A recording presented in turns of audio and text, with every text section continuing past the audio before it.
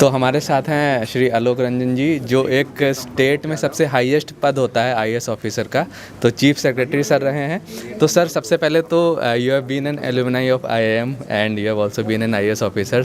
तो इस महिला दिवस पर जो फीमेल एस्पिरेंट हैं, जो आईएएस बनना चाह रहे हैं, जो कैट क्वालिफाई करना चाह रहे हैं, तो उनके लिए क्या कहेंगे आप? नहीं, मैं तो कहता हूँ कि बिल्कुल महिलाओं को अधिक से अधिक सिविल सर्विसेज में भी आना चाहिए और साथ साथ कैट में भी आना चाहिए।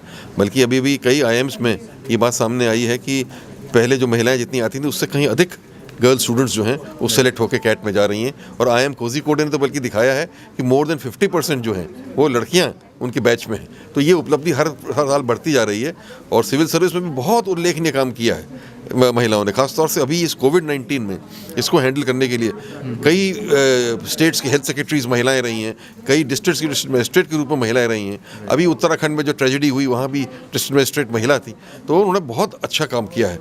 तो बिल्कुल ये ऐसे करियर हैं जहाँ महिलाएं बहुत अच्छा योगदान दे सकती हैं और मैं तो ये चाहूँगा कि आगे बढ़ें और इस एग्ज़ाम्स को दें, चाहे कैट का हो, MBA में जाने के लिए, चाहे सिविल सर्विस का हो, क्योंकि इन रास्ते में बहुत अधिक उपलब्धि हासिल कर सकती हैं। Right. First of all, let me all wish you all a very very happy International Women's Day. आप सबको हार्दिक बधाई अंतर्राष्ट्रीय महिला दिवस की। आज पूरे विश्व में ये दिवस मनाया जा रहा है और हम लोग भी उसी कड़ी में आज यहाँ एकत्रित हुए हैं ये दिवस मनाने के लिए। और कुछ महिलाओं को जिन्होंने अपने अपने क्षेत्र में उल्लेखनीय उपलब्धि हासिल करी है, high level of achievement in their areas, उनको आज हम लोग ऑनर करेंगे यहाँ पे आप लोगों के सामने। और मैं समझता हूँ ये जो हम लोग अवार्ड दे रही है, जो संस्थाएं, जो सीमा है, लखनऊ यूनिवर्सिटी है, UPSIDA है, अन्य इसमें जो स्पॉन्सर्स हैं, दे आर फीलिंग ऑनर्ड कि आप लोगों को इस तरीके का अवार्ड देकर आज गौरवान्वित वो महसूस कर रहे हैं। इंटरनेशनल वुमेन्स डे के बारे में बहुत कुछ आपने पढ़ा भी होगा, आज समाचार पत्र पूरे भरे पड़े हैं महिलाओं की उपलब्धियों के बारे में, महिला सशक्तिकरण, वुमेन एम्पावरमेंट के इशू को लेके, वुमेन सिक्योरिटी के इशू को लेके, वुमेन अचीवर्स के बारे में। तो सबको मालूम है क्या हो रहा है, व्हाट इज हैपनिंग। लेकिन आप देखिए, मैं तो कुछ 2-4 बातें आपके सामने रखना चाहूंगा, बहुत लंबी स्पीच भी नहीं देना चाहता हूँ। मैं ये कहना चाहता हूँ कि एक तो मेरी अपनी धारणा रही है कि अगर वुमेन को हम एम्पावर कर सकें, वुमेन को हम मेन स्ट्रीम में ला सकें, देन अपने आप में जो हमारा सोशल, इकोनॉमिक और पॉलिटिकल डेवलपमेंट सभी है पूरी कंट्री का, हमारा अपने आप में ही आगे बढ़ जाएगा। कोई और चीज करने की आवश्यकता नहीं है, अपने आप में एकमात्र इसी चीज से जो है पूरा विकास हमारे प्रदेश का जो हो जाएगा। उदाहरण के लिए लीजिए सोशल डेवलपमेंट, सामाजिक क्षेत्र में लीजिए। मेरी अपनी ये धारणा रही है और हमेशा से रही है कि केवल अगर एक स्कीम ले ली जाए किसी भी सरकार द्वारा और पूरी उसको रणनीति के साथ और पूरी कॉन्सेंट्रेशन और फोकस के साथ किया जाए, that is education of the girl child. Educating the girl child को अगर ले लिया जाए कि 100% एजुकेट किया जाएगा, सबको क्लास 12 एट पॉसिबल, सबको ग्रेजुएशन तक की एजुकेशन अगर प्रोवाइड कर दी जाए तो ईच एंड एवरी गर्ल जो हमारे उत्तर प्रदेश में है या हमारे इंडिया में है, तो अपने आप में ही आप देखिएगा कितना अधिक इंप्रूवमेंट सारे सोशल पैरामीटर्स में हो जाएगा। आज उत्तर प्रदेश ही देख लीजिए, महिला साक्षरता अभी भी हमारी 66-67% ही है, अभी बहुत गैप है उसमें। और साक्षरता की बात है, अभी ग्रेजुएशन लेवल तक पहुंचने में तो 20% भी नहीं पहुंच रहे हैं जो जिनको पहुंचना चाहिए उस लेवल पे। तो उसका ही ये कारण है कि इन्फेंट मोर्टेलिटी रेट हमारा बहुत हाई है, बच्चे मर जाते हैं 5 साल की उम्र के पहले, क्योंकि उनको ऐसी डिजीज हो जाती हैं जो प्रिवेंट की जा सकती हैं, but the women are not aware of it. Similarly maternal mortality rate is high, similarly total fertility rate is on the higher side. So many other, malnutrition इतना ज्यादा है, कुपोषण इसे कहते हैं, malnutrition of the child is so high, that is because of lack of awareness amongst the women. और अगर उनको हम एजुकेट करा देते हैं, then this lack of awareness can be taken care of। अपने आप में आप देखिएगा all these social parameters will be taken care of। So that's why I firmly believe कि अगर educate the girl child is one policy, अगर उसको बिल्कुल प्रायोरिटी में ले लिया जाए तो अपने आप में बहुत सी चीजें ठीक हो जाएंगी। इकोनॉमिक डेवलपमेंट के क्षेत्र में ले लीजिए, it has been proven all over the world that अगर women को हम मेन स्ट्रीम में ले आएंगे और इकोनॉमिक उसमें उनको एम्प्लॉयमेंट दिलाएंगे, then अपने आप में GDP में 2 to 3% का ग्रोथ जो है वो बढ़ जाती है GDP। Even today, if you notice, one of the reasons जो एनालिसिस हो रही थी ना कि GDP के रेट जो है, ग्रोथ रेट क्यों कम हो गई इंडिया में और क्या बात हुई, उसमें ये बात निकल के आई कि labour participation rate of women in India has become only 27%, और जो कि पिछले 5-7 साल में गिरा surprisingly for some reasons, it has come down. तो ओनली 27% जो लेबर पार्टिसिपेशन रेट है women, that is the main reason. उसको कहते हैं कि अगर 10% ही बढ़ा दिया जाए, अपने आप में GDP की ग्रोथ रेट आपको 1 से 2% बढ़ के सामने आ जाएगी। तो this is the kind of impact that is there if you can bring women in the main stream. That is what I want to put before you. और आज आप देखेंगे बात हो रही है वहां तो आज मैंने पढ़ा कि तमिलनाडु ने घोषणा कर दी है कि जो हाउस वाइफ हैं उनको घर बैठे 1,000 रुपये महीना दिया जाएगा। आज डोंट नो आपने पढ़ा कि नहीं पढ़ा। उन्होंने कहा हाउस वाइफ का भी बड़ा कंट्रीब्यूशन है। तो अलग बात रही कि वो ऑफिस में जाके काम नहीं करती हैं, but even in the state home they will given 1,000 rupees per month. वो बीच में कमाल हसन साहब ने चलाया था ये कि हाउस वाइफ की भी बड़ी वैल्यू है। वैसे है, बहुत वैल्यू है, ऐसी बात नहीं। The work they do is very very important. I think we don't give a value to it, but it is something which is invaluable, the kind of work that is done out there.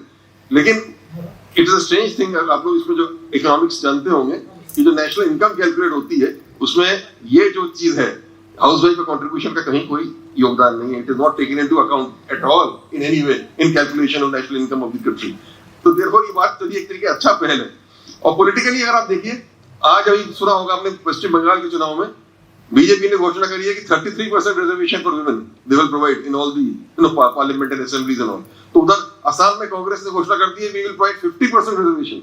तो अब वो एक से एक अब होड़ लगी हुई है, कितना कोई 100% में रिजर्व कर दे तो आदमी कहां जाएंगे, I don't know. But the point remains that they are saying कि इस तरीके की बातें होने लगी। अच्छा, मेरा भी अपना इससे बड़ा अनुभव है कि उत्तर प्रदेश में भी बहुत दिन पहले पंचायतों में 33% रिजर्वेशन कर दिया गया था विमेन का, ग्राम प्रधान एंड ऑल दैट। तो जब मैं डिस्ट्रिक्ट मजिस्ट्रेट हुआ करता था तो बड़ा इंटरेस्टिंग चीज हुआ करती थी। जो मुझसे मिलने आए बाहर, तो जो कार्ड अंदर आता था उस पर लिखा रहता था कौशल कुमार प्रधानपति। तो मैं समझता थी प्रधानपति कौन सी चीज है। मैंने रियलाइज कि प्रधानपति अपने आप में एक इंस्टीट्यूशन है। तो जो सीट रिजर्व हो गई वुमेन के लिए, तो वो उसकी वाइफ खड़ी हो गई, वो जीत गई चुनाव। लेकिन अब प्रधान हस्बैंड कैसे पीछे रह जाए, वो साथ साथ चलते थे। तो वो मिलने उनके साथ साथ आएंगे, और जब कार्ड भी भेजते थे अंदर, तो वो उन्होंने अपना नाम ही प्रधानपति कर दिया था, फला फला प्रधानपति। तो वो प्रधानपति लोग सामने आ जाते थे, वही बात क्या करते थे। तो अगर आपने पंचायत सीरियल देखा है, इसमें नेटफ्लिक्स में चल रहा है, you will notice the same story there. वो लेडी प्रधान है, लेकिन उसका हस्बैंड ही अपने आप को प्रधानपति कह के he is running the show. तो हमने कई बार मैंने उनसे कहा भी, महिला, मैंने कहा प्रधान जी मैंने कहा आप क्यों बोल रहे हैं, प्रधान जी आप बोलिए ना। I used to ask the lady, but the lady जो थी उस समय शुरू में बहुत संकोच करती थी, घूंघट गाड़ लेती थी, बोलती नहीं थी, और वही बोलता रहता।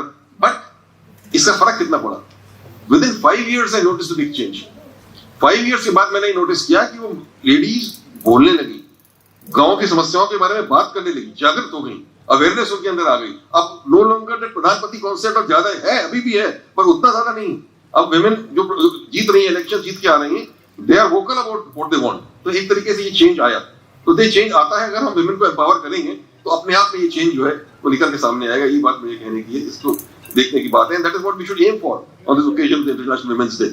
हर क्षेत्र में वुमेन अचीवर्स है, किस किस का नाम नहीं ले रहे हैं अभी, चाहे आप बैडमिंटन ले लीजिए, साइना नेहवाल या पीवी सिंधु से लेके आप चाहे बिजनेस में ले लीजिए, एंटरप्रेन्योर्स की उसमें ले लीजिए, चाहे आप फिल्म में ले लीजिए, चाहे आप एकेडमिशियंस लीजिए। अभी मार्स की लैंडिंग के बारे में बात आया था, वो जो लड़की है वो इंडियन ओरिजिन की, she was Swati Mohan, I think was the name of, she was guiding everybody about the landing of this US spacecraft in Mars.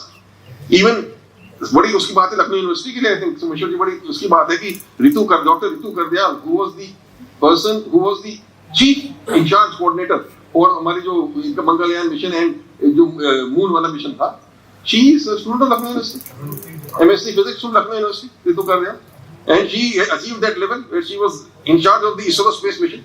तो बहुत अचीवमेंट है, not enough time to recount all of them. लेकिन इतना ही कहना है कि आज बहुत अच्छी बात है कि आज कई वुमेन एंटरप्रेन्योर्स यहाँ पर हैं, इनको ऑनर किया जा रहा है। कई वो हैं कल्चरल आर्टिस्ट हैं, कई और एरियाज में टैलेंटेड लोग हैं जिन्होंने अचीव किया है।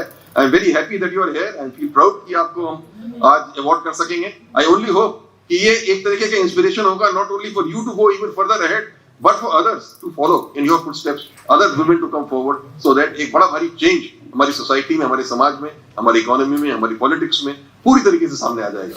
इन्हीं शब्दों के साथ इस मौके पर पुनः let me wish you all once again a very very happy International Women's Day and all the best for the future. Thank you very much.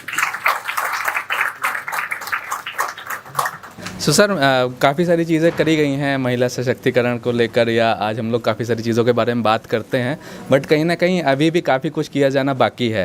तो क्योंकि आप एक चीफ सेक्रेटरी रहे हैं, तो आप अगर कुछ सजेशन देना चाहें जो गवर्नमेंट है या जो और अदर एजेंसीज है, तो आप उनको क्या कहेंगे? नहीं, मैंने तो आज जैसे अपनी बात रखी कि सबसे महत्वपूर्ण इशू है education of the girl child. तो महिलाओं की शिक्षा के ऊपर सबसे उच्चतम प्राथमिकता दी जानी चाहिए और सभी महिलाओं को ग्रेजुएट स्तर तक पढ़ाना चाहिए। अगर वो ऐसा होगा होगा तो आप देखिएगा समाज में बहुत ज़ोर से बदलाव और परिवर्तन आएगा और उन्नति की प्रगति के रास्ते पे समाज चलेगा। जी जी जी, तो ये थे हमारे साथ Shri Alok Ranjan sir, thank you so much.